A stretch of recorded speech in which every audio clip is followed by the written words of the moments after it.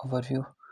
तो अस्थमा क्या होते हैं? अस्थमा एक क्रॉनिक इन्फ्लेमेटरी डिजीज़ होती हैं जो कि एयरवेज को कंस्ट्रिक्ट कराते हैं। Disease causing reversible airway obstruction. ये अस्थमा क्या होती है? रिवर्सिबल होती है।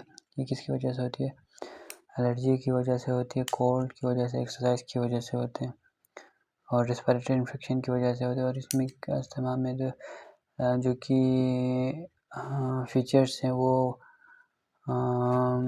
एपिसोडिक व्हीजिंग है, यानी कि आवाज़ सांस लेते हुए सीटी की आवाज़ आना। इसके बाद ब्रीथलेसनेस आते हैं, सांस लेने में तकलीफ होने में, चेस्ट टाइटनेस,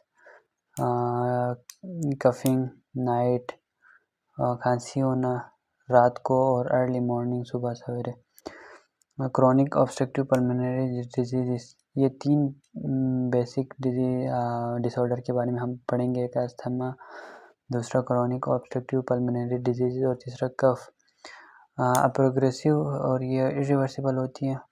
अस्थमा उसकी वजह से होती है, अस्थमा होते हैं जी इरिवर्सिबल, और ये एलर्जी की वजह से होती है। और COPD किसकी वजह से होती है? स्पेशली स्मोकिंग की वजह से होती है, एक्सपोजर टू पॉल्यूटेंट्स की वजह से।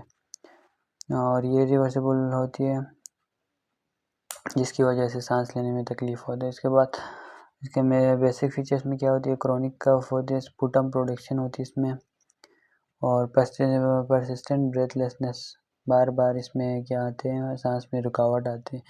इसके बाद कफ ये एक रिफ्लेक्स एक्शन है किसके लिए? टू क्लियर द एयरवेज, यानी हमारी सांस की नाली को साफ करने के लिए एक रिफ्लेक्स होता है। अगर इसमें स्पुटम हो तो प्रोडक्टिव कफ कहते हैं, जिसमें स्पुटम ना हो उसे नॉन प्रोडक्टिव कफ कहते हैं। और जो खुश्क खांसी कहते हैं जिसे हम, वो एक बिल्कुल ही अनइफेक्टिव एक्शन है जिसको हम एंटी कफेटिव ड्रग्स देके उसको हम रोक देते हैं और प्रोडक्टिव कफ उसको हम होने देते हैं। तो इसमें 3 स्टेजेस है, एक्यूट, सब एक्यूट एंड क्रॉनिक। एक्यूट में क्या होता है?